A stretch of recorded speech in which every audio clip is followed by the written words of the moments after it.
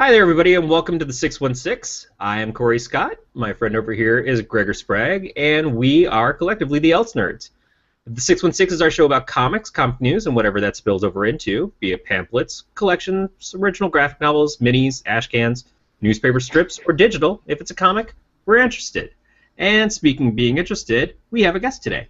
And our guest is someone we've talked about actually more than once on this show, and we've only had a couple episodes, so how does that work out? Hi, Wendy. How you doing? Good.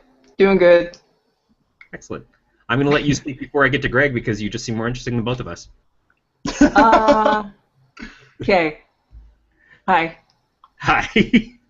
So, for anybody who hasn't watched before or just doesn't know coolness, Wendy Martin is the creator of the webcomic Kappa. Yeah. So, Wendy, tell us a little bit about Kappa. It's a webcomic that Doing started great. 2 months ago. I think, is that when it started? It's about mermaids that fight to the death. The fight to we haven't even seen that yet, so that's kind of a little sneak on there. Well, I mean, I guess Spoilers. that's not. There's other things that happen, I guess.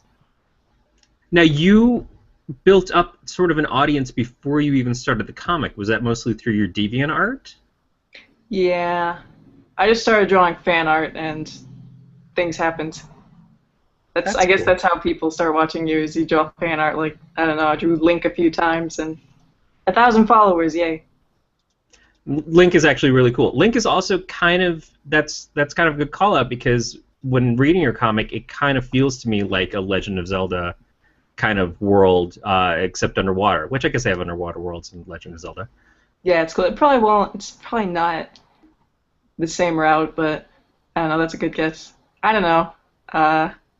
It's kind of because it's more because, like I mentioned, the religious war thing is a main theme in it, and the antagonist is like a cult leader, and they're trying to eradicate all the magic users. So it's more about that kind of. Wow, this is a lot of inside information I wasn't expecting.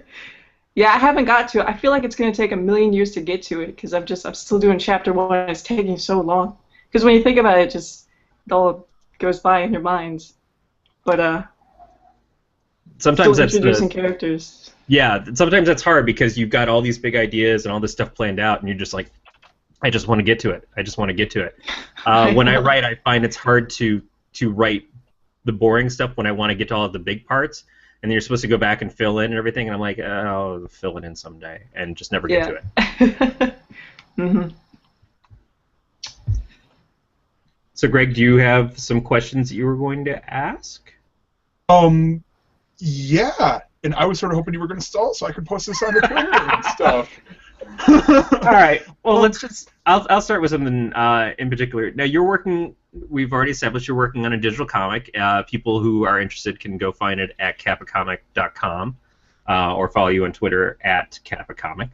But what was the idea now? Is it just because print is an expense and you decided to start this way because it is a great opening way for new artists to get their stuff discovered? But what are you finding that are the challenges of it? And if you could be doing it in print, would you? You mean like having it printed rather than just being on the internet? Right. Like say some publisher, and you could pick one that you would possibly like to work with. Say some publisher came to you and said, we really like Kappa. We would like to be publishing this as a monthly comic. Is that something that you're interested in, or do you want to kind of stick it out on your own for a while? That'd be cool. That would be cool. I don't know. I have no idea. Because I don't have a lot of experience with any of this kind of stuff. But I guess it would depend on how much control I would have over everything, the story and such. Okay. So you said control. So let's say Image Comics comes a knocking. It'd be creator owned. It'd be creator owned. You get all the. It's yours. They just want to help you distribute. you allow it? Yeah, I guess so.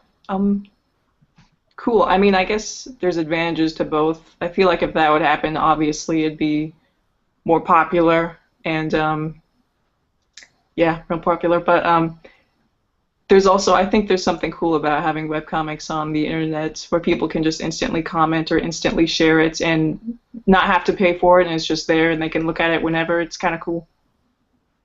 Yeah, I think that there's, even with a publisher like Image, and Image really gives you most of the control, but also you take a lot of the risk. They give you a banner head, they help you with the publishing, they get you in with Diamond. You get a bigger discount, I think, with Diamond because of the fact that you're under a big banner head and stuff, or you're more likely to be picked up by the different retailers and stuff. But say a publisher came to you after you did a chapter and said, hey, we want to take what you've done and collect it and do it as a graphic novel, something like first, second books maybe. Is that something that you would consider, or is that something that, again, you could always go and do your own printing through a print-to-order company or something like that? Or even Patreon or something like that? I mean, yeah. Or Kickstarter. Yeah, that'd be really cool. I haven't really thought about it that much, to be honest. Really? I kind of know those things exist, but I haven't really thought of it as a possibility. Have you done any conventions or anything, or have you gone to do? I really want to, but I don't know. I'm just starting everything, and I feel like I don't know. I'm focused on like drawing Kappa's stupid face on this certain page, and it's making me mad, rather than conventions and promoting. I don't know. Now I see a lot of people in, say, Artist Alley and stuff when I go to conventions that aren't necessarily even there to promote their own stuff. They're just promoting their work as artists. So you could go there and you could do sketches and stuff and maybe charge a couple of bucks, or even do free sketches just to promote and hand out your cards and have little prints for Kappa as an advertisement. I've always wanted to go to a con. It sounds really cool. Are there any local to you? I think I've heard of a few that have been around Iowa, but I never got the chance to go to them. I don't have a car, so that makes things hard. That does make it a little more strenuous. I really want to go to one. There's some that are in San Francisco, or at least there were, one moved away, that I keep wanting to go to more often as they pop up, and my vehicle was kind of horrendous for a while, other than when I used to drive the Geek Bug. So it's kept me from going, and then it seems like every year I keep missing the opportunity to go to the Alternative Press Expo, and this year seems to be no different. So I understand the idea of getting there, but it also seems like if there's something local to you, maybe there are other artists and stuff in your community that you could kind of meet up with and try to do something with them. Have you reached out to other people, other artists and stuff? Have you built up much in the way of contacts in the webcomic community? I've been trying to, like, I've been commenting on other webcomics, mostly newer ones, like since other ones that have just started, like me, and I guess I've met a few people, like the other webcomic people that interviewed me, called like Oh Mercy Mimi or something. Yeah, Oh Mercy Mimi. I was looking at that cover. That's actually pretty cool. That was really cool. Never been interviewed. I'm really bad at interviews. I'm starting to learn. So hopefully I get. No, you're doing bad at asking stuff. No, or like in that one, I was like, I don't know. I'm not good with grammar, so typing, I don't know. You've got it where it counts, which is making your art. So don't worry about the rest of it. That comes over time, anyways. Or if you never develop, then you just become a hermit like Alan Moore. Good. Yes. So here, let's here I can take over now that I got us all promoted out there, and I see we got a viewer, so it worked. Haha. Oh, nice. So what first brought you to comics? What was it that that brought you to comic books in general? Or comics as a medium. Yeah, or comics as a medium. I think it was probably I got into manga, and I think I got into manga by watching anime late night on Toonami when Toonami was still a thing. Nice. And I think that's how that happened, and it kind of like segued. Things happened. I don't know. I really liked One Piece, and then and then they started playing Naruto, and I was like, oh yeah, it's gonna be just like One Piece, and I hated Naruto, and I don't know why. But where's it going with this? I don't know. I think that's how it happened. Something like that. Yeah, I got you. And you just won over Beatmaster, one of our producers. He's like, "Woo, it's a real otaku." What is an otaku? I hear that all the time. I don't know what it is. I think that it's a taco that's in a circular shape. No, it's a basically it's an anime fan. It's another word for saying a fan of anime. To use just basically to make a real layman. Yeah. Now, what is Japanese for else? Because we could have our international site up.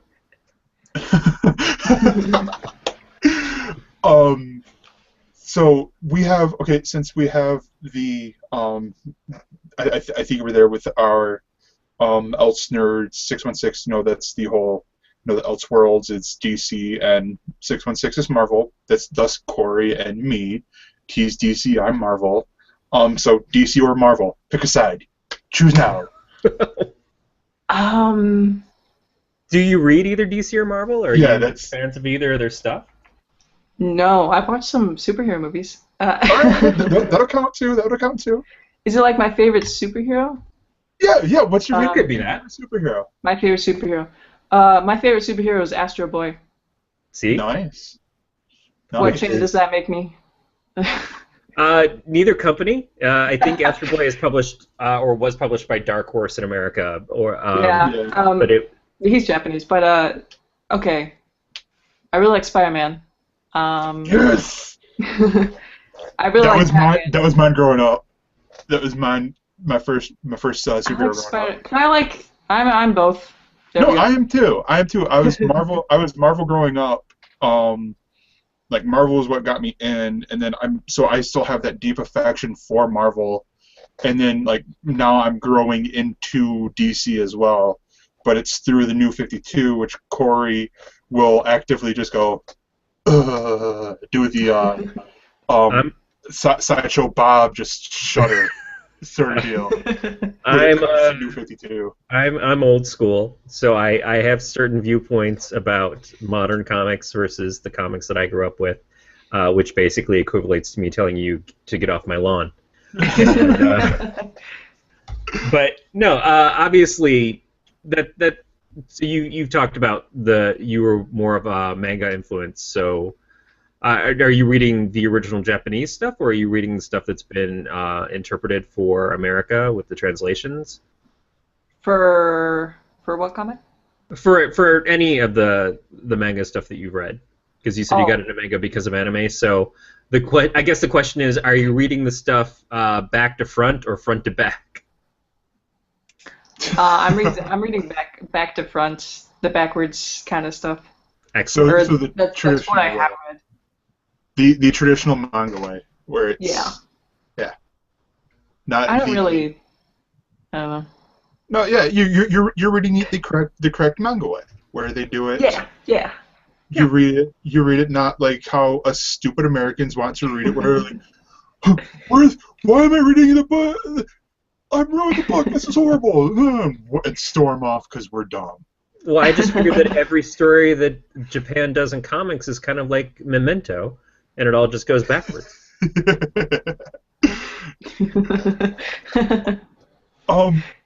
So you actually sort of answered our question number 4 of who is your favorite comic book character, both in the American superhero and then Japanese with Astro Boy. So when did you start drawing comic books? Like, how did you start getting into that? When did I start drawing comics? Yeah. I guess Um, just even to go a little bit further, why comics? Now, you obviously you were a fine arts major in school, but what landed you on comic books as opposed to maybe other forms of storytelling? uh, I think at one point when I was younger, I thought I wanted to be like one of those newspaper comic artists, like the ones that do Garfield and stuff. Yep. And I like had this little. It was really stupid and badly while I was younger, but I had one of those that I wanted to put in the newspaper. It was called Trail Mix, and there were these little creatures, like nuts and marshmallow little creatures, and they had adventures, and I just like copied jokes from all the other comics, and I think that that's what it started. I think when I was younger, and then when I started getting inspired by movies and like real stories, I wanted to do like stories and not just gag. So and that changed at some point. I think reading manga made me want to do actual stories and not gag comics. Bigger, more developed story. Yeah, the artist that I work with, Levi Krause, who's I'm wearing his Guilt Bug shirt. He has Don't shown ask. me, yeah, Don't Ask Comics. He has shown me some of his very early stuff where he has copied gags out of Garfield, and his early work is very Garfield-esque. I definitely, as a kid, I used to draw poorly, and I drew comic strips and stuff. And I still have that fascination with comic strips where I'd like to do one, but that gag-a-day thing is really tough. I've always had a long-form continuity kind of mind because I read comics for so long that it seemed like most of the stories, even since I was a kid, were continuing stories. The X-Men really, as a kid in the 80s, it seemed like it was a long soap opera, and a lot of stuff never even got it tied up. It was just went on forever and ever and ever. So it's hard for me when I write stories now to sometimes hit an end point and say, oh yeah, here's where the book ends. So I have a tendency to just kill people to be done with it. Kill them all. Yeah, just as much as possible. In fact, sometimes I write the ending to a story before I start, just so I know, okay, in the end, this is how they're going to die. It always ends in death. That is as the much as only way. possible, because I believe in romantic comedies with real happy endings, kind of like Seven. So, but I do think it's interesting because you're still very young. You and Gregor are closer to the same age, I think. Really, how old are you, Gregor? Can I ask? 25. Without being rude. No, 25. You're 25? Oh. Yep. And Wendy, you're 20? Yeah. Just turned 20. I'm like an adult or something now. Oh, you're in the worst birthday, though. That is the worst birthday. We were just talking about this last night. With, My birthday? Well, not your birthday in particular, but one of my best friend's kids is about to turn 20, and he's just really frustrated because 20 is the year that nothing happens. You know, you're out of your teens, but you're not 21 yet, and you're not just turning 18 when you're officially an adult. And since they stopped, at least I think now, it's not 19 to drink in canon anymore. So even that's kind of out of it. When I was 19, it was kind of cool, but 20 is tough. Still, what I was going to say though is considering your guys' age group, I say as an old man again, it's interesting that you're still inspired by comic strips, which it seems like are kind of going away now. A lot of the papers are taking them out. The papers themselves are going out of business. So I wonder if the next generation of artists aren't going to have those as their starting point anymore. They'll have digital strips and long-form comics online and stuff, but I don't know that they're going to be looking at the Garfields or the Calvin and Hobbes or the Bloom Counties like we grew up with. Yeah, it's kind of sad. I think a lot of them are going to go though to they're going to go to either to the traditional comic books themselves, or they're going to go to Kappa Comics or to Balyar or to these online comics, like you just said though. Like I don't think it's going to be like I don't think they're going to go. They're going to do like they're just going to be like, oh well, I want to be an artist, but I don't know how I'm going to do this, and they're going to go like just look at like the art of Van Gogh or Van Gogh if you are European. Sorry, I watched Doctor Who earlier, so Doctor Who on the brain. Great episode, by the way, but we'll talk about that on Monday. Wrong podcast. Yeah, wrong podcast. That's another show. Yeah. But I mean, it's like because I mean, again, people's minds are wired differently. There's even like a very brief moment where it's like I wanted to even get into writing, writing like comic books, but it's just like I can't draw to save my life. It's like stick people, yes. Going outside to stick people, yeah. Is that a dude? If there was only some evidence of a webcomic that uses stick figures Never having heard of any it. kind of popularity, no, that's kind of the nice thing too. I mean, one in the sense of people emulating the webcomics and stuff of today, which are in a way we all learned from the strip comics from before. That's not dissimilar from people learning from musicians today who grew up listening to the Beatles and that kind of generational. We're sourcing from the same people. The Beatles themselves obviously learned from a lot of the rockers and stuff that came before that. But we always talk about the Beatles because they were the big popular ones. The other thing is that the barrier of entry is so low now that it's not just, oh, I wish I could make comics. I don't know how to do it. I don't know how to get involved and everything. Now it's like, oh, I'm going to make a comic and I'm going to post it online. And what I feel like doing, I can just do. And if I build an audience, I build an audience. And if not, I just made some comics, and that's fun anyways. Yeah, it's awesome. Yeah, it's really crazy how cool that is. Also, because the shared information, because of the community is so much stronger now. It used to be that you had to go to conventions, you had to go to places where you could meet other artists, but now you can just go on the computer and meet all these people who will teach you things, who will help you.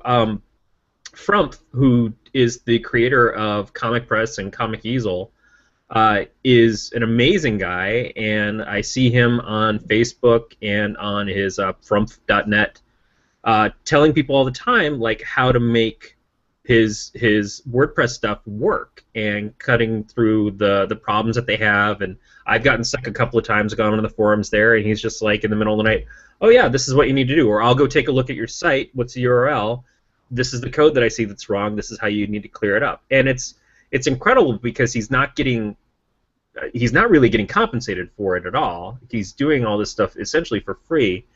People have helped him. He just recently had to get a car replaced, and he ran a little promotion so that people who wanted to donate could, and it helped him get a new vehicle. It got him a better one, I think, than what he expected to get. But a lot of it is just because we've always loved it, we've always wanted to do it, and now we all get to do it together. And how much nicer is it that we don't have to wait for the return call or letter from Marvel or DC saying, hey, oh yeah, guess what, you don't suck, we will hire you to do this 8-page Spider-Man story in the backup of whatever. So that is really amazing, but it's still incredible to see somebody who you look at, and this is what I see with your stuff, is you have a quality to your comic that I think is so far ahead of where most people start that it is something that I would imagine that I would just pick up and read from a publisher. So it's nice to see that kind of quality can happen without a publisher behind it, that you can kind of control it the way you want to. So when you decide, okay, I do want to publish this in print, or I want to go and see an animation company about this, you kind of get to control it. You don't have to get Kirby'd in the back end. Yeah. So what was your inspiration? Actually, no, you sort of covered that. So what's just describe the art style for Kappa. The art style. Yeah, so What are your influences? I think is what I'm asking. Yeah, you sort of described. I think you sort of described Kappa as Link a little bit, right? Well, I So said that. he's nothing like. I don't think he's anything like. Well, okay, sorry. I misheard while I was promoting. Well, I Corey guess. said that he compared him to Link. I felt that the storyline, in the sense of that sort of like full in-depth adventure that gets bigger and bigger, and it starts out kind of smaller and then goes up and up from there, reminded me of the Legend of Zelda games in that respect.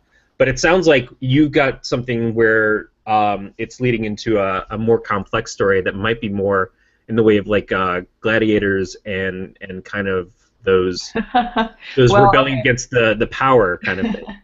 I'm gonna explain it. Okay, so the main character is the fish guy is Kappa, and he's pretty much a koi fish merman guy, but in their worlds he's kind of an outcast and a freak because it's having a shiny tail like that, because every other creature in the world like is huge and giant and wants to eat them, so that's why it's a very dangerous world. So having a shiny tail like he has attracts all of the evil creatures. So It's more like inverse Little Mermaid, where instead of everyone being like the Little Mermaid, the traditional mermaid, everyone's more like Ursula. Sort of deal. I was going to say it sounds like having a red sports car when you're on the freeway is like, oh, this is really flashy and nice, but then every cop is going to come after you. Yeah, kind of. And so it's mainly about him trying to find a place that will accept him. Like he's looking for a home, and like he will sell a kingdom because they're all kingdoms. Mm-hmm. So he's looking for a kingdom that will accept him, and but at the same time, there's this that's a whole cult thing that's trying to kill all the magic users, and the one kingdom he finds that does finally accept him is a kingdom that uses magic. So they're getting, right when he's like accepted, they're getting attacked by the cults, and and what else happens? Well, don't give it too much away. Don't give it too much Okay, away. well, Readers can check in every Tuesday and Thursday and find out what happens. well, I feel like I'm not giving that much away. I don't think by saying that. It's kind of no spoilers. Yeah, little spoilers. And I feel like with that you've also answered. Okay, so what do you see for the future of Kappa? Like. Yeah, you've said that you've got 6 storylines in mind so far, but you don't have a particular ending planned out. 6 chapters. If you want me to tell you how to kill him, I can probably come up with something for you. But he sees a worm on a hook. Oh no, that's nice. He doesn't see the hook. He just sees the worm. And he's like, "Ooh, what's this?" And then yoink. First of all, that's racist. I don't really. That just terrible. That would be assuming that there's humans above the surface, and or that there is a surface. Or inverted mermaids. Because that's another thing, is the surface is the afterlife in this world. And it's like their whole religious basis. Is you die, you float to the top. Yeah. See, hold on. I just had, and maybe it's because I was playing Bioshock Infinite, but it's just like I'm like, okay, oh god, like, like it is Bioshock Infinite, so I'm like, oh no, freaking like sky rails and stuff like that.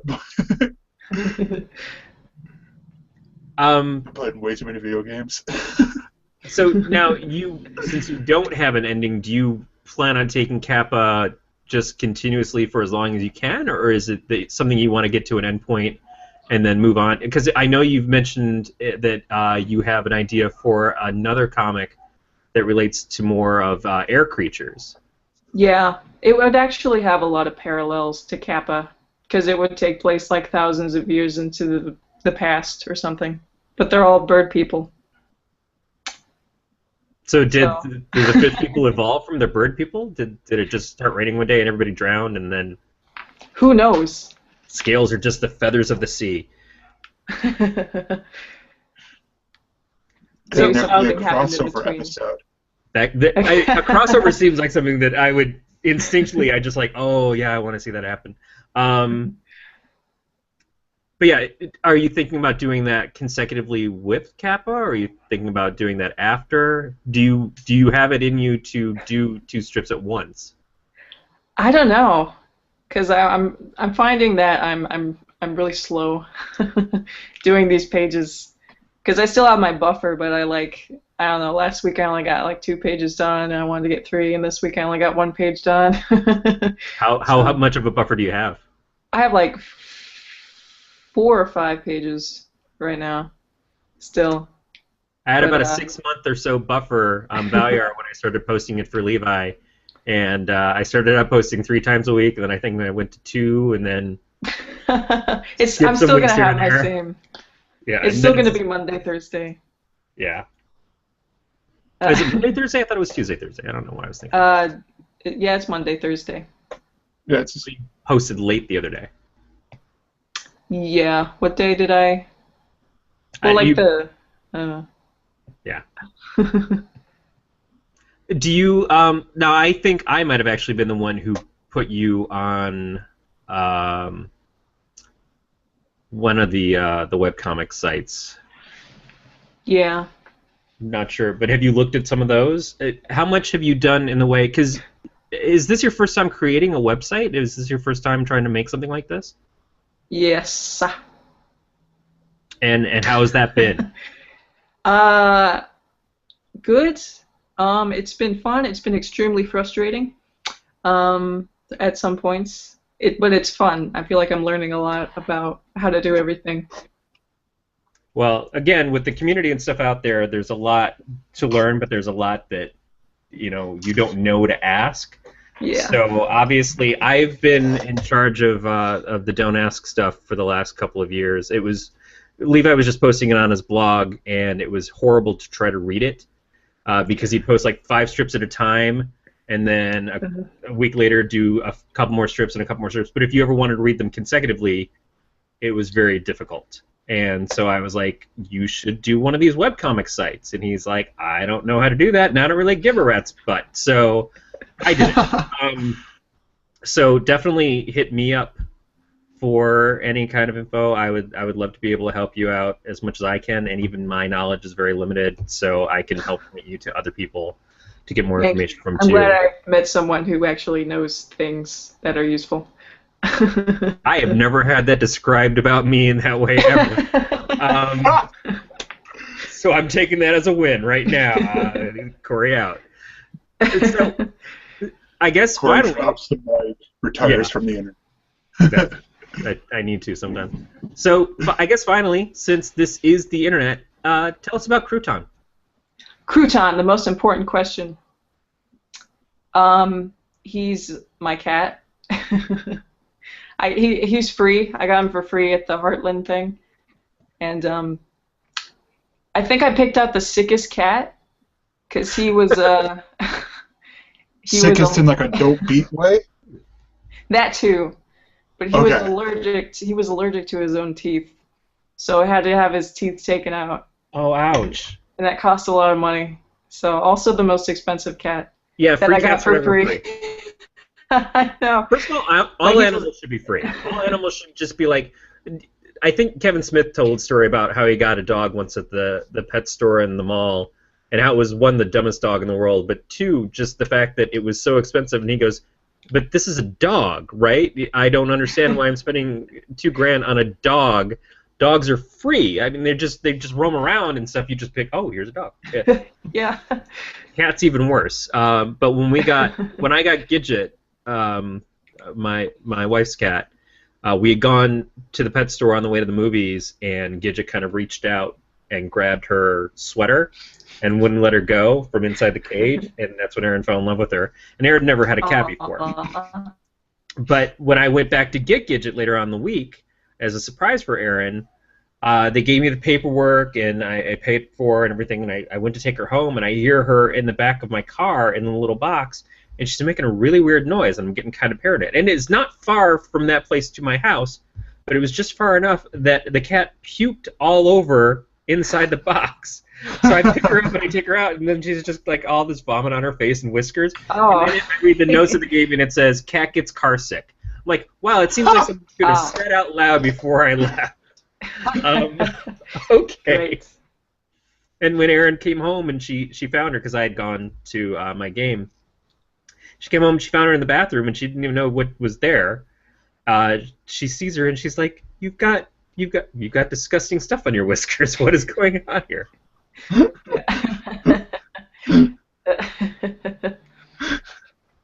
But she's our world. You know, her and Dante are our babies, and we love them. Yeah, same here. But Crouton is very cute. I'd love to see his little toothless grin. Yeah, it's quite pleasant when he bites you. Yeah. Nice gummy sensation. Dante doesn't even bite down hard. Other people are terrified of my cat. He's a jerk. But when he bites me, he's just kind of like, and just to let me know, he's like, "I could take you."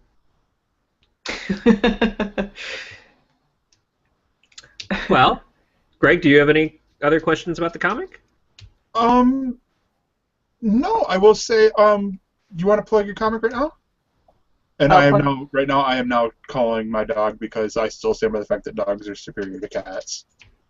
Gino, pet. Gino, get up there. Get up there. I think the internet would argue Plug my with comic. Plug my comic. Plugmycomic.com. Plug my comic. You can. No, it's kappacomic.com. You can follow the updates Monday and Thursday at kappacomic.com. I've never plugged anything before. We do it for you a lot. You Thank are you. at Kappa Comic on Twitter, so they can follow you there. Have you found Twitter to be helpful in your comic? Yeah. I've met a few people. It's really cool to follow other webcomic creators that are more popular. I just haven't gotten the hang of conversing with people on Twitter yet. It must be generational because I still haven't gotten there. I have a lot of people that I follow with the Don't Ask Comics on Twitter, but I just don't know what to do with that. I find Facebook works better for me because I can follow a chain of conversation. That's true. Yeah, I'm sort of the same way. Like and it's mainly because I don't keep TweetDeck open, so it's like I'm like and I don't know.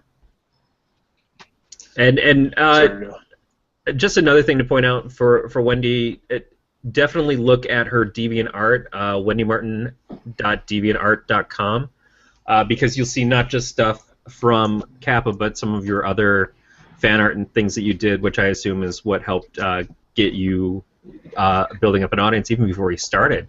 Which is still really cool to me. I especially while I was posting stuff on DeviantArt, I kind of established a style because the style I do Kappa in is because I started out with kind of a more generic anime-ish style, and I started experimenting, and now I have the style I do. You see that a lot with webcomics, is you see people start out drawing them a specific way, and then they sort of alters over time. It's cool to see. Yeah, it's fun. When we did the storyline, it was him. He was writing the story, and he killed Baoyar pretty early on in the comic, and that's when he asked me to help out, because he's like, "Hey, I sort of killed the main guy in my story, and I'm cool with that, but it seems like I named the strip wrong if that's the case." And so I helped him get out of it, but I helped him get out of it by basically having him send Glenn back in time. And when I did that, there was a point where you see Glenn as he's been drawn at that point versus Glenn how he was in the first couple of strips, and I was really glad that Levi made them specifically look different from each other, and he captured that original style. But it is really funny because I hear people like Scott Kurtz talk about this when he publishes the old stuff for PvP, how his art style is so different from that he almost wants to toss those old pages. So he just did a big collection one time, and then I'm done with it.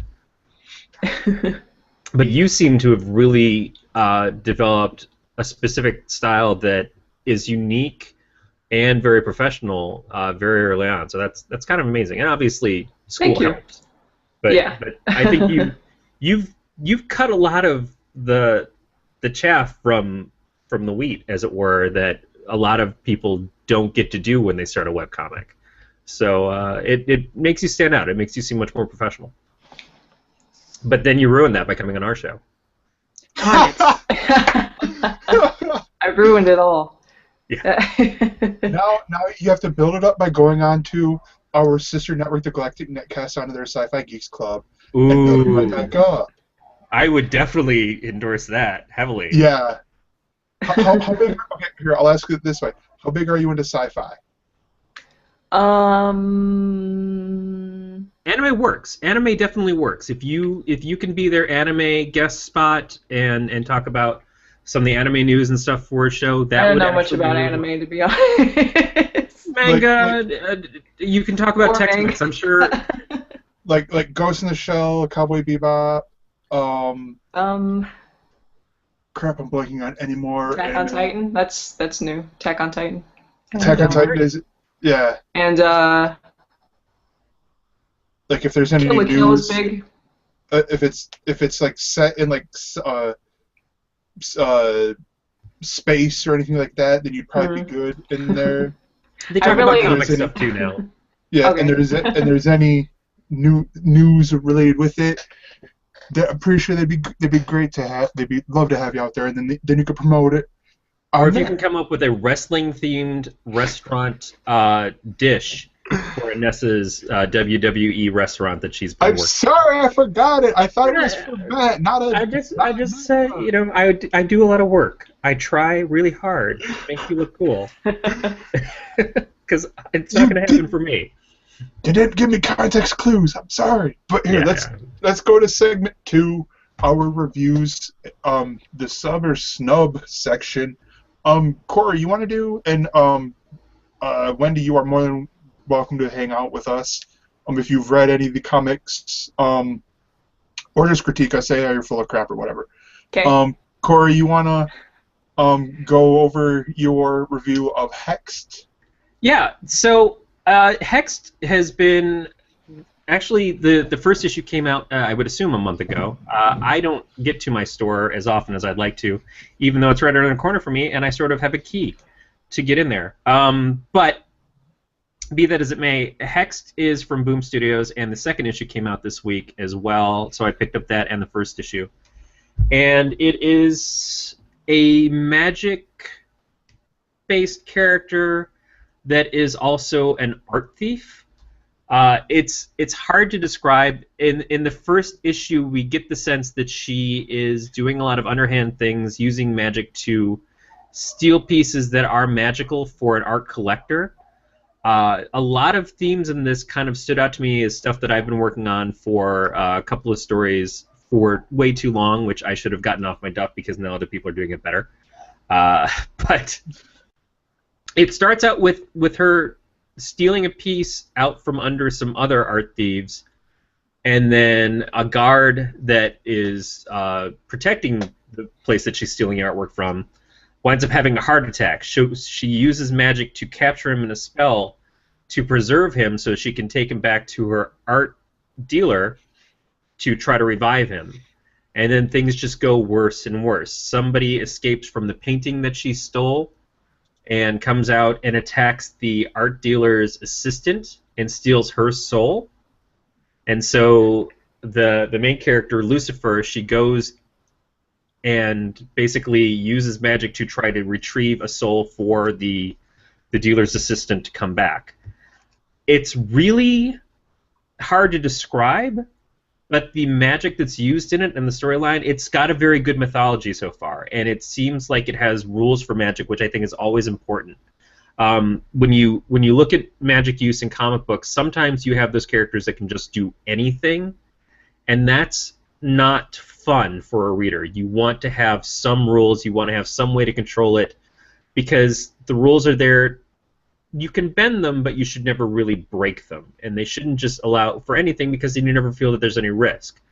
Oh, a meteor's coming crashing at the Earth. Well, that's okay, I got a spell for that. Well, that's great, Mr. iPhone, but I kind of wanted some suspense and and a little bit of terror here in this moment. But you go ahead and mix some stuff up, and I'll make the brooms and mops clean the office. So it's actually really good. The artwork is by Dan Moore, and the book is created and written by Michael Allen Nelson. I'm not too familiar with either of them, but I, of course, haven't looked it up because I hate doing homework. And Boom has got another book that came out, I think, 2 weeks ago that's also on a similar magical kind of theme, so I don't know if this is a new direction they're going with and trying to release a few different books like this. This one just kind of caught my attention from a preview, and I was happy when I went into the comic shop that she still had a copy of issue number 1 so I could pick it up. And I think I'm going to stick with it. Cool. Well, and then my review, and then we got a quick combo pick, is Edge of Spider-Verse number 1, and this one is Spider-Man Noir, and this one is written by David Hine, and the artist is Richard Eisenove. He's a French artist. You might know him from, he's done a lot of the Dark Tower series at Marvel. He's done a lot of Marvel stuff. He did the last volume, or volume 3 of Savage Wolverine. And this one is the setup, the first in the setup books for the Spider-Verse event book. And Wendy, you might actually enjoy this because you said you're a Spider-Man fan. I don't know how much of this is movie-based or, you know, like Tobey Maguire movies or the Andrew Garfield movies, but this one is based off of the Marvel Noir series that they did, and where you don't necessarily need to read the Marvel Noir or Spider-Man Noir books. They did 2 a while back ago, Spider-Man Noir and then Spider-Man Noir Eyes Without a Face. Reading this, it did make me sort of want to go, you know, maybe do another 3rd segment. You know, I don't know if Corey read either the Marvel Noir books. Or, no, but I believe, wasn't Spider-Man Noir in a couple of the video games too? Yeah, he was on Altered.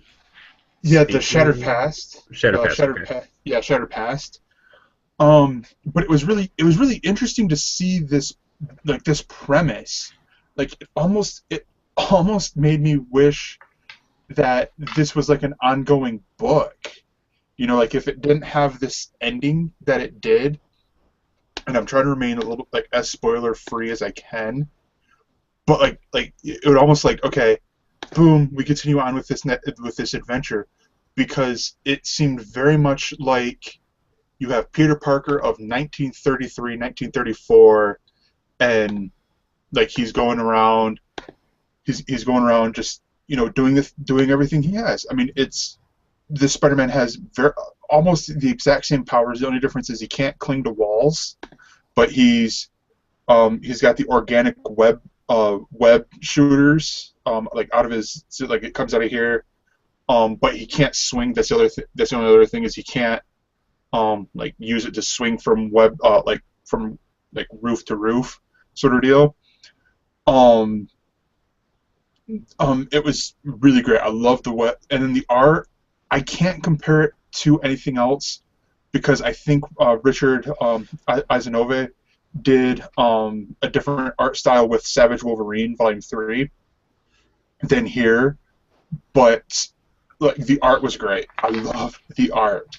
Well, being a noir kind of tale, does it feel kind of like you're watching one of the old black and white sort of detective movies? Because that's what it's supposed to emulate.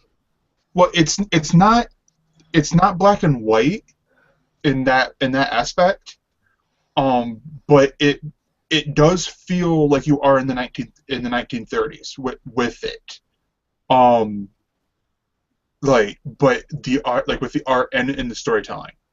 I guess it would be closer to a lot of the Casanova and a lot of the Ed Brubaker stories and stuff, like Sleeper and things that he's done. Those are probably closer to a modern noir.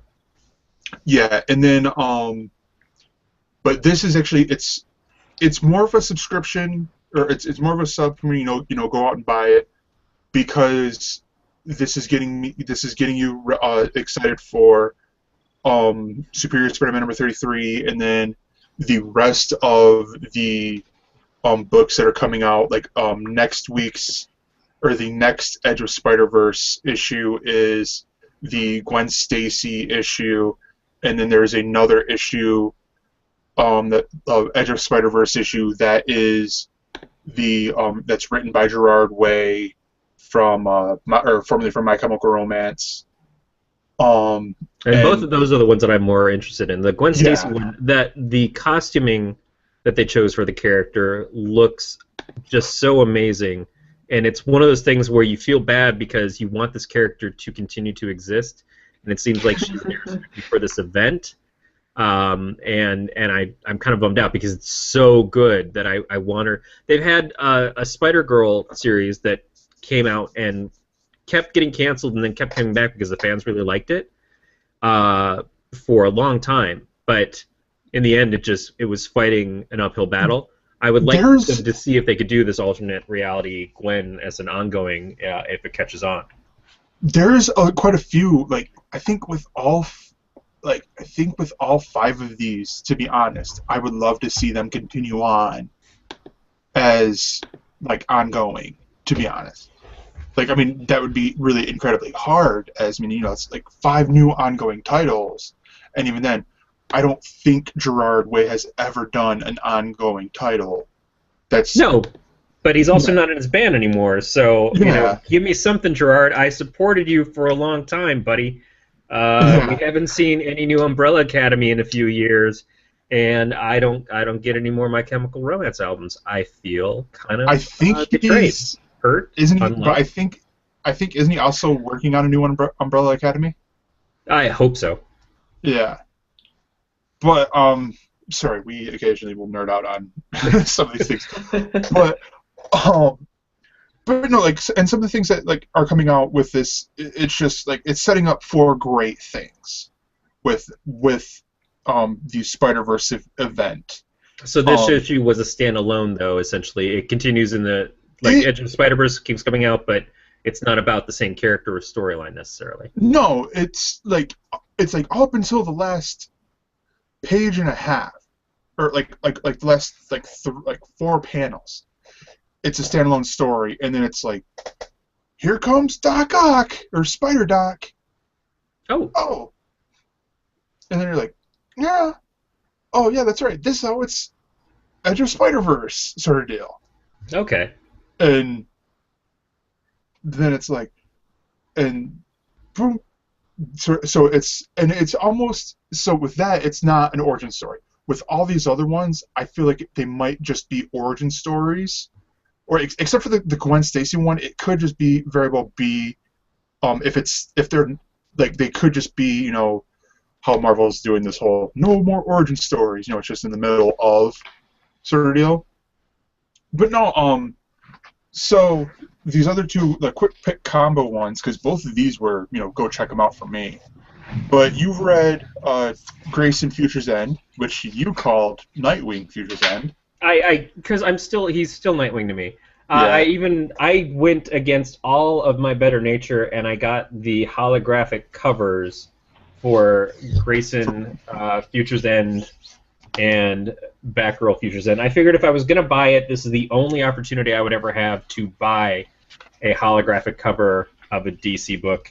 And because there was stock of these on the shelf, if Kathy had said, oh, you know what, those are all spoken for, or if she said, I have someone else who really, really wants the holographic cover, I would take the basic cover. I have no problem with that. But I figured since it was there, and these are the books that I'm choosing to collect anyways, I would give it a shot. And I don't regret it. It's just I won't leave them in my car because I know that these things melt. Yeah. But no, yeah, so those, I love these covers. Like, how these covers look. They're interesting, but they're lenticular, and they're kind of like, when I was a kid, there was something called Cracker Jacks. Now, you've all heard it in the song. But in Cracker Jacks are these little teeny worst prizes ever, and most of them are just garbage. But every once in a while you get these little lenticular 3D things, and you look at the picture one way, and you look at the picture the other way, and then you throw it away because you just ate a box that was basically 5 cents of caramel corn for $1.29 with this crappy prize in it because it was a promise that was broken. Yeah. But so, what did you think of Grace in Future's End, which was also written by a spy? I will add here. I don't know who he's spying on. Does he work for Mrs. Paul and he's spying on the dude Harlem Treaters? Or?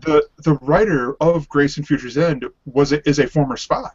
Oh, you know what? I think I did know that. And isn't he the co-writer with Tim Seeley on the regular series? I think so, but I saw that on DC All Access. I'm like, seriously? Oh my goodness, this is awesome. I don't know how I feel about the fact that he's such a great spy that he goes and tells everybody and uses it as his pitch for his comic book. There was that guy who was supposed to be in the military that had the book out a few years ago and went on Oprah and then it turned out he was a big liar. Yeah. But it was just like, he's like, I can't tell you anything about what I've done, but I was a spy. And I'm like, okay, this is, yeah. Okay, so he wasn't just exposed by a congressman like that happens. No, he was like a former spy and all this stuff, and like, I'm like, all right, you're good, yeah, but this is, I'm not gonna lie, there were like 5 moments in reading Grace in Future's End where I thought I was at the end of the book. I seriously thought I was at the end of the book, and I'm sitting there, because Corey, you know how I read the book, and I'm like, oh, I'm not even halfway through. What? There's another page here. Yeah, I'm at page 10. What? It was just like I was so engrossed into the story and so just enveloped that I'm like, oh, what? But it was great storytelling for me. Like, and just with all this, how Future's End, or sorry, yeah, you said put World's End in here. It's with Future's End. Yeah. They're all told 5 years into the future for this month, because DC's like, hey, we're gonna do event books in September. Every September. September. And in those books, we'll show you advertisements for when we're talking about the next event book that's coming up soon. Yeah. Now this, I don't even remember why we mentioned earlier, this is kind of a memento story in the sense that it starts out with the end of the story, and then each scene transitions into earlier, and then earlier, and then earlier, the whole way through. And I kept thinking that at some point, and I'm almost disappointed that the very last page wasn't a reflection of the first page, which is the end, that kind of shows how he gets out of it. I think it was, though. I don't know. I expected it to be a little bit clearer on that at the very least, because the story is, yeah, I mean, it talks about a rope trick, and it talks about the making of the rope trick, and then the end, it would very much behoove Richard to have a rope trick, and that's what I couldn't figure out, if that last panel was supposed to be the end or the beginning of the book. No, well, okay, here's honestly, because I think this is how it was, because if you remember, the jar, that jar of the acid that they talk about throughout the book, like, and the girlfriend, Helena, she's like, why do you have this jar of like liquid? And Grace and Dick's like, don't open that. Like, you're right. You are absolutely right, because I'm looking at the first page, and the first 3 panels again are her touching the rope that he's hanging from. So she said basically that she had to do this, but it turns out that she is saving him at the same time. That is very astute. You obviously paid more attention than I did, but I didn't know. I didn't even notice she did that. I'm like, okay, somehow he had the rope. He had the acid on the rope. Right. Well, I do have to point out, I was eating Chinese food when I was reading this, and it was orange chicken, and it's all I've got, man. It is all I've got. Nice. But no, yeah, I love that. Like, each and every page goes back in time, And I'm sitting there like, okay, it's going to go back to 5 years. No, it goes back to the beginning of Dick Grayson. So, in a way, that's a secret origin book. It is. It's a New 52 origin too, which they just did in the Secret Origin comic, didn't they? Yeah, they did. But still, it's overall, I'm not displeased with the story. I've been pretty impressed with Grayson so far since the relaunch. Even again, I always say this is not the Dick Grayson book I wanted. Because that's the Dick Grayson you deserve. I just think it's a solid book. It's a very good rendition of the character in a regard that I wasn't initially interested in, and I would still trade it for a very good Nightwing comic. With this team doing it, I'm perfectly happy with this team and what they're doing. I prefer Dick as either Robin or Nightwing. Or something in that regards. I even really liked him as Batman. I liked him as Batman so much that it was very disappointing that Bruce came back as soon as he did. You liked him as Batman for the 5 issues that he was Batman. It really felt like it was only 5 issues. But overall, it's a good story. If you're going to have a character who is a spy character in a world of DC superheroes, and this doesn't even really reflect much of the DC superheroes. In this issue, not at all. They reference KG Beast, but that's mostly it, and he's not in his bat foe persona in this. They go to a lot of lengths to kind of show him not be that way. Overall, it was a pretty good issue. I am glad to be continuing with the series, and I'm glad I took a chance on the Future's End book because that's when I almost skipped. Yeah, and then the other book was Batgirl World's End, aka the last book. The last Batgirl book by Gail Simone. Yeah, which I did not realize at all. I think so far there's only been, with the exception of Grayson, which I didn't realize was written by part of the writing team of that's doing Grayson. There's only been so far, I think maybe, and I haven't read the rest of the Future's End books that are like tie-ins for this. I think 3 books that have been written by the writers that have been doing the book so far. Green Arrow has been the other one by Jeff Lemire. Huh. That happened last year too, though. In the Villains Month, that a lot of the books were. Some of them were. I mean, they were about characters that were tied to a Batman or a Justice League or whatever, but the books themselves were written by a lot of creators who don't normally work on those titles. Which makes sense to me because like I got caught up with Wonder Woman, and Cheetah wasn't, but because that one was tied in with Forever Evil, but Firstborn was, and that one was, I believe, written by Brian Azzarello. But yeah, and no, yeah. So, but Batgirl was. So we had the final Gail Simone regular Batgirl issue a couple weeks ago. Yeah. And then now this is her final on Batgirl on Babs.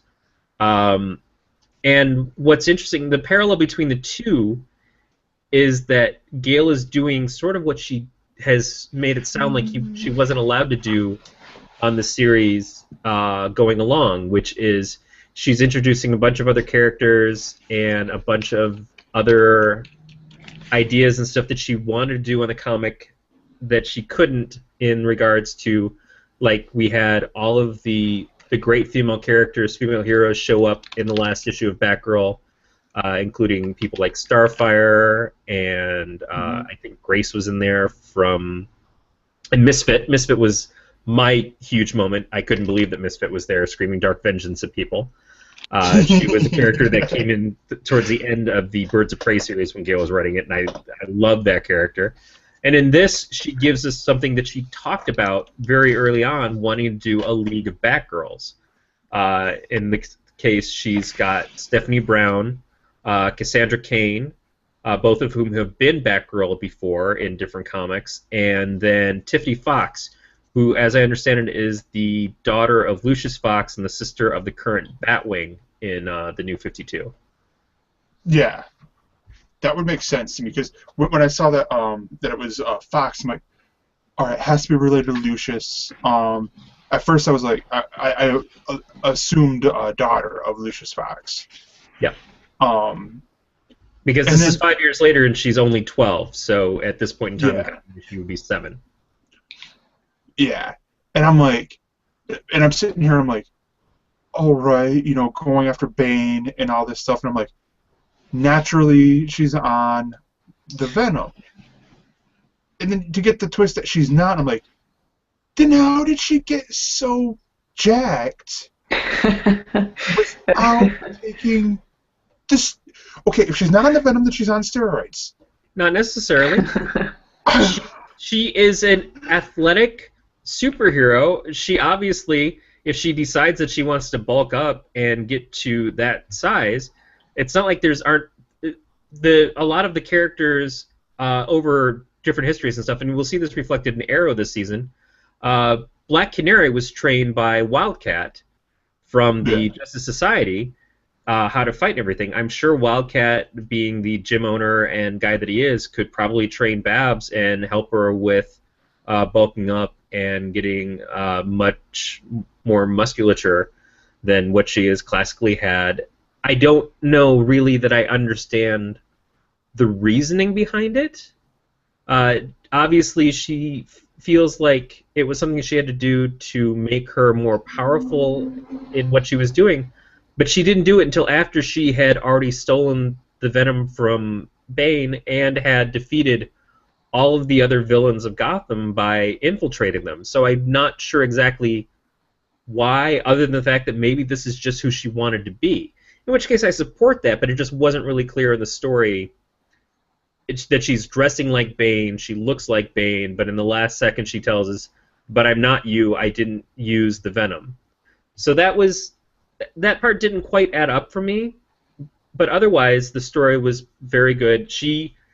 What Gail did is she allowed Babs to defeat all of the Bat villains and show that Babs, using her intelligence, can be a better Batman than Batman. Yeah. She went about defeating them in a way that he hasn't and probably never would have thought of, and it shows the difference between who their characters are. Now, it only works in an alternate continuity where not only does this Future's End not matter to the present-day comics, really, but it really probably doesn't matter to Future's End Batman books overall, because I don't think that we'd see this reflected in Batman Future's End or whatever other Detective Comics Future's End, because I don't think that they would allow in those books, in Batman's own book, to have all of his villains be defeated by Barbara. They should, because it was cool, but I just don't know. But I do really love and long for a League of Batgirls book, man. I just want that so bad, be it with these characters or adding in Misfit or any number of things. I love the whole thing. That's probably a big part of being a DC fan growing up, is that the way that they utilize legacy characters is so important to their story structure and how they've made their universe happen. And I pick on DC about the multitudes of Robins with their New 52, that we've had 5 years of continuity, and there have been 4 boy Robins that all look alike, and we're supposed to buy into that. One of them being the 10-year-old son, who's now dead, of Bruce Wayne. But as it goes, the idea that there have been multiple Robins in the 30, 40 years that I've read comics is okay with me, because it just seems like these things do get passed down. We do have new characters coming to take over the roles from old characters because they're retired, because they've changed, because they've gone villainous, because they've died, whatever the case may be. And I always dig that. And the idea of saying that Batgirl is so important of an inspiration to other young female heroes that she could have a league of them in the way that Batman has Robins makes sense to me. And I think that we deserve to explore that more. On the other hand, next month starts the new Batgirl series with the new creative team and a very incredible art style that I can't wait to see. We do have a Steph Brown in the comics now in the current Batman storyline, which still takes place in the future in some weird way. We might get to see Cassandra Cain now. We might get to see some of these other characters come in since they have made it in there. DC's doing some weird stuff with their comics, with the continuity. Apparently, they're going to be introducing the Booster Gold and Blue Beetle from the Wahaha Justice League era from the 80s that Keith Giffen and J.M. DeMatteis did. And they're supposed to be the original characters, even though Blue Beetle was shot and killed.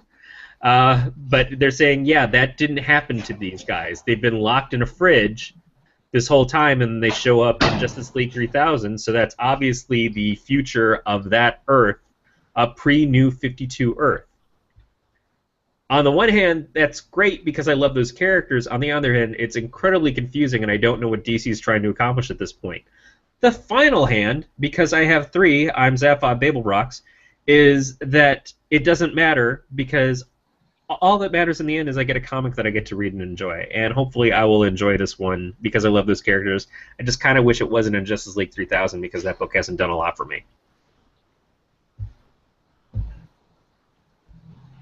Yeah, I don't know. I mean, I don't know about that, to be honest, because like I would love to jump in on Booster Gold and Blue Beetle, and we will get more in on Blue Beetle here in segment 3. That's what we call a plug. Or a tease, actually. Actually, that is a perfect jumping on point for segment 3 because convoluted continuity, you, my friend, took the challenge, wrestled with your demons, and read Crisis on Infinite Earths. Yes, I did. So let's do the segment 3, which I believe I called it In Retrospect. And I read Crisis on Infinite Earths, which who is it written in argued by? I believe it was written was it Marv Wolfman? Is it? I wish I had a copy with me. Marv Wolfman and drawn by George Perez. Now, this was the team who brought us the modern New Teen Titans that introduces to characters that most of the people see the Teen Titans as, which is Starfire, Raven. They made Dick Grayson become Nightwing. Cyborg and Changeling, who is considered Beast Boy again, but started out... Well, he started out as Beast Boy, then became Changeling, then became Beast Boy. Yeah, they called him Changeling in here, and I'm like, he's Beast Boy. And then Deathstroke, who was originally called the Terminator, was from the Teen Titans era. So all that stuff, I mean, a lot of big history came from these two creators, but these two creators did Crisis on Infinite Earths, which wiped out a lot of history. Yeah, this was weird. This was like reading a DC animated movie for me. Is the easiest way to describe it.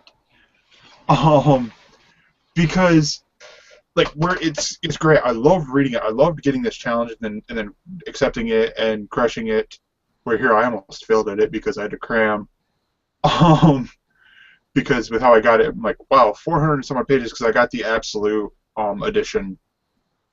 Where I'm like, oh wow, a whole bunch of extra pages that I realized were like just telling me, oh, this person appeared on this page and this page and this page. I'm like, why did I need to know this? And in DC, it is a pretty good thing to have for that comic because every DC character I think that existed essentially wound up in that book somewhere. Yeah, and but no, the story was great. I mean, you have Doctor Who in a lot of ways could learn a thing or two from Crisis, where it's like I want to say they filled up their plot holes pretty well, like where it's because like, because they filled the plot hole of the Flash, like how he came back to Batman, where Batman's fighting the Joker, and Joker's like I forget what he said exactly, but it's like, Speed Boy, how are you here? No, well, anyways, I'm gonna shoot you now. And then Flash just deteriorates in front of Batman, and then later on, in like 7 issues later, he's like they show Flash basically like doing everything, including going to Batman and Joker repeating the same line and all this. But the story is incredible, and just and we talked about this in the pre-show while Corey was typing up all these questions. But Supergirl sort of got a little bit gypped when she died in there. Spoilers for anyone who hasn't read Crisis on Infinite Earths. But Flash, when he dies, he gets this nice little memoriam page, which I don't know how long Flash's death lasted.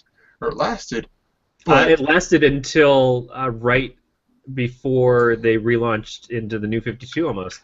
Flash was dead for, I want to say, close to like 20 years.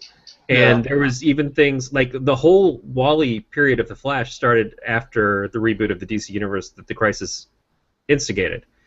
And it always had to do with Wally being the legacy character who took over the identity from Barry. And they had the Last Will and Testament of Barry Allen. They had a lot of stuff. They had moments where Barry would come back where he was trapped in like this pocket of time, but there was only going to be a finite number of times that Wally could meet with him. So really, as I talk about the legacy aspect of the DC Universe, so much of that has to do with characters like Wally West, Dick Grayson, and Donna Troy, really, that displayed that. And again, that's Wolfman and Perez in a nutshell. They dealt with legacy better than anybody. They defined what legacy was for DC. Yeah. But no, I mean, this story is great. And I mean, we're here. I mean, whenever I talk about DC, I never mean any disrespect to the past with anything. I mean, I never mean any disrespect to the past. It's usually I know more about the more modern stuff. It's just I'm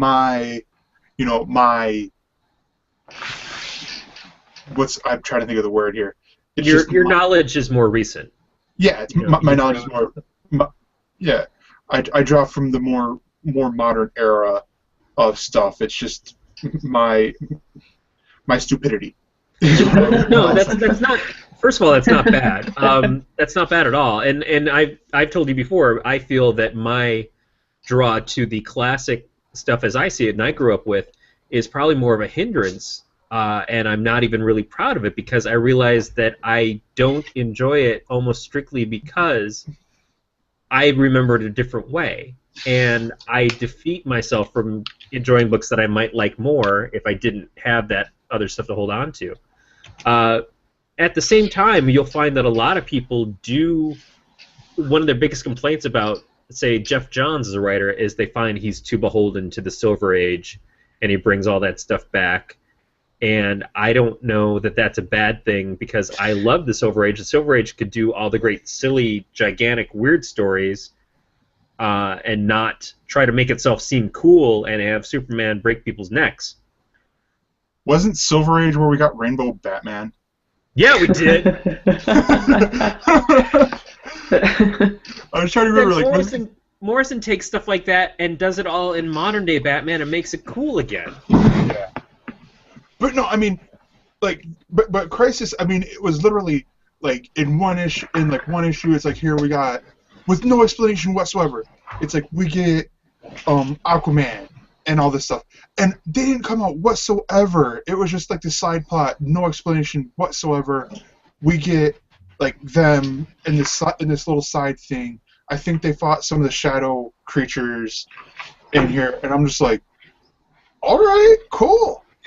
But and then the pariahs, I want to call them Crybaby Wham Wham, because it's like even the like the drawings, he just looked like emo kid. Like he just the art. It was But just keep in emo. mind, this is before emo. This is No, yeah, that's exactly what I was gonna say. It's like this is it was primo. This is pre-emo. no, yeah. I mean, he was emo before emo was cool. And, I mean, I'm like, oh my I like god. this comic. You've probably never heard of it. But I mean, I love this comic. I love this comic so much that because I didn't like I found this. I borrowed this from a friend actually, but like so much so I'm actually going to try to get this through Amazon through the used book section, and add this to my collection. And just to add this because it's that good for me. Like this is a book that if this was in sub and snub, this is a definite must own, in my opinion. Yeah, I mean, people always talk about the greatest of the comic stories and stuff, and I don't think they talk about Crisis as much because it's so... It almost feels like you have to know all of these characters and you have to know all this continuity and everything, but that's the thing is that while I had a lot of that knowledge, there were so many things introduced in this, so many characters that I'd never heard of. They were just introducing the Charlton characters, so Blue Beetle and Peacemaker and some of these other characters that were the inspiration for Watchmen. I didn't know those characters at all, and when they started introducing some of them in the first issue, I'm like, who are these guys, and what's going on here? But it comes together so well because Wolfman really does a great job of introducing them, making you care about them, even the secondary characters and the tertiary characters that you don't know anything about. Characters that were dying that you hardly knew anything of, but it still affected you. It still felt painful to see them. Tragic because of the other characters. It's kind of like there was a moment where Aqua Girl dies, and I didn't really know Aqua Girl at all, but Aqualad's reaction was kind of not dissimilar from the moment when the Ewok gets shot and the other Ewok goes up to get his friend and he's like, hey, come on, let's go. And it's like, oh no, dead Ewok. Aqua Girl's a dead Ewok. That's basically what I'm saying. But no, yeah, I mean, and it was the only gripe, and I have to imagine it's not a gripe for me. It's not a gripe, like, oh, this is bad. It's a gripe because of, I have to imagine it's more of the style of the time. There's a lot more stay in the time, like what? Yeah, but no, there's a lot of floating head, there's floating head, and then there's like a lot of like cut, like where it's you'll get like very extreme close up, like where it'd be like the frame would be like this, or a lot of the side, and I just imagine it's very much like of the style of the times, so that like that's how I excuse it. I think it's partly the time, but I think, and you're definitely right, there used to be more of an emphasis on involving more artwork per page, more panels per page, and condensing that much story down into even just 12 issues, which is quite a bit, takes that work. But I think it also, and I saw someone post about this on the webcomics, one of the webcomics forums on Facebook the other day, when you're trying to have people speak that are off-panel, and you're trying to differentiate between them, they were saying, should we use different fonts? I've seen some people that have used different colors to run their speech bubbles and stuff. But when you have that large of a cast, and you want to show that this is the person out of the 100 and so people that are on screen essentially at a time, you kind of have to show their head there talking. Otherwise, it gets very confusing. You don't know if it's Harbinger, if it's Pariah, if it's Superman of Earth 2, you need to have that kind of thing, that head bubble. Facebook did that. Didn't they have chat heads or something not too long ago on their Facebook phone? That was, I don't know if it was the same thing. Yeah. But yeah, you're probably right. It's partly the time, but I think it's also story reasoning as to why they did that. But otherwise, what do you think about Perez's art? Because Perez fills up a page like very few people do. I would say Sergio Aragonés. Levi does that. It's one of the things that I always love about Levi's artwork when he gets into those big, giant poster-sized things that he fills up with thousands and thousands of characters. And Phil Jimenez, who is sort of the Perez of the next generation, does that too. He did Titan's work, and I think he did Infinite Crisis, which is sort of a sequel to this book. He does a lot of that kind of style too. But what did you feel about the artwork for the story? It was great. I loved it. I mean, yeah, exactly what you were saying. I mean, like looking at the Monitor ship, where like there's the scene where you have every person, like you have, like I think it's what like 100 or so people on the ship, and it's like the Marvel poster over my shoulder. Yeah. Like, except, you know, of course, DZ characters, where like there'll be times where I'm bored and I will sit there and I will look at that poster, you know, like sitting there and trying to identify the people in the background.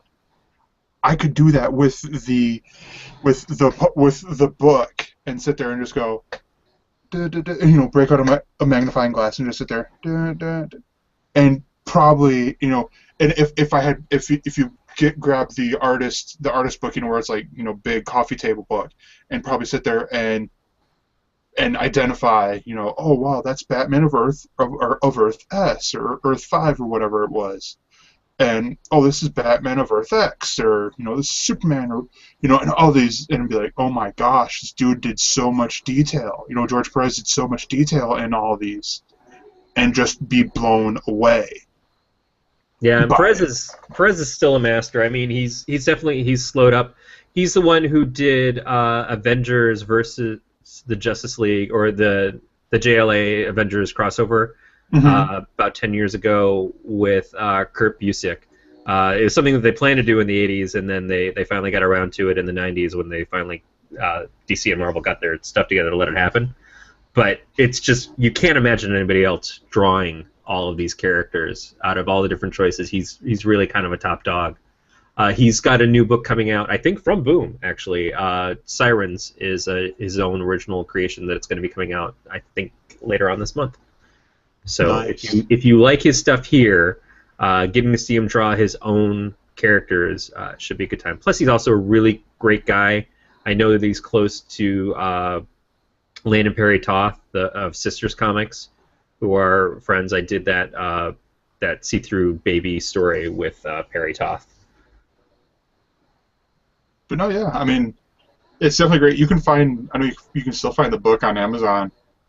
I found it really cheap in the used section, but even then, even the new, like if you want to find it new, where you know you're gonna find it secondhand, it's still reasonably priced. I think like $34, like from $25 to $34. I want to say.